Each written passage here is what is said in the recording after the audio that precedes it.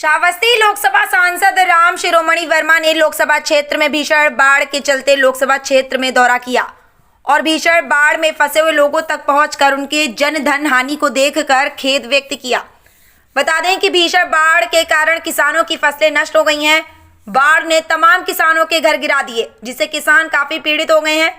इस दुख की घड़ी में लोकसभा श्रावस्ती के सांसद राम शिरोमणि वर्मा ने किसानों को सहारा दिया। उन्होंने सरकार से किसानों के जन धन हानि को लेकर उचित मुआवजे की मांग की।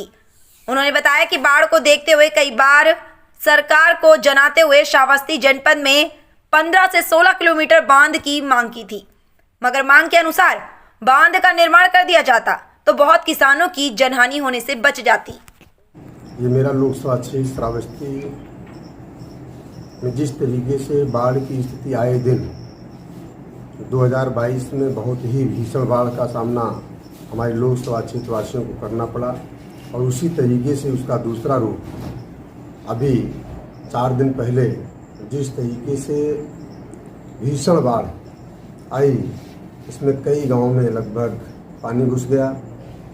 कुछ घर गांव में वहाँ एक जैनम नाम की बिटिया और शाहजहां नाम की बिटिया धान की रुपाई करने गए थे और पानी का बहाव इतना तेज था कि वहाँ गड्ढा भी बन गया था और वो लोग नहीं जान पाए, तो उसी तरीके से गड्ढे में बिटिया चली गई और हमें लगता है कि एक बॉडी मिली जैनम की तो मिल गई।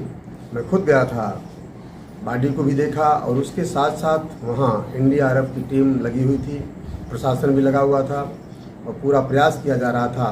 अभी तक वो नहीं मिल पाई है। इसी तरीके से विकासखंड हरैया संजरवा बलरामपुर में वहाँ भी एक गांव है वीरपुर के पास गंगापुर कैराती का पुरवा, उसमें 2 बच्चे लगभग 12 साल 13 साल उम्र थी और वो नाले का पानी था, नाले में जाकर के स्नान करने गए थे और उसमें भी वो लोग डूब गए। लगभग मैं वहाँ भी जाने का प्रयास कर रहा हूँ और तमाम घर नदी की कटान में आए हैं, तमाम बंधे टूट गए हैं। तो इसकी शिकायतें जो आ रही हैं कि कहीं न कहीं से शासन प्रशासन की लापरवाही रही है और अगर ये समय रहते अगर इसका निस्तारण प्रशासन के द्वारा किया गया होता। इसके पहले भी मैं लगभग 15-16 किलोमीटर बंधे की डिमांड मैंने लिख करके दिया था। श्रावस्ती में जहाँ शिकारी पुरवा को देखा जाए उसी चपेट में अगर 10-12 गांव ऐसे हैं, अगर लगभग 15-16 किलोमीटर बंधा बंध गया होता तो हमें लगता आज जो कई गांव पानी के चपेट में हैं, अपना घर छोड़ करके बाहर बसने का काम कर रहे हैं, वो ऐसा ना करना पड़ता। तो इस नाते बाढ़ की स्थिति यहाँ भयंकर आती है और नेपाल जब पानी छोड़ता है तो काफ़ी पानी फैलता है और तमाम जो हमारे किसान भाई हैं, मैंने देखा, निरीक्षण किया, जो उनकी धान की रुपाई होनी थी, जो उनकी यहाँ की भाषा में कहा जाए तो बेरन टाइप का कहा जाता है, उसको बेरन कहा जाता है और उस बेरन भी उनकी डूब गई।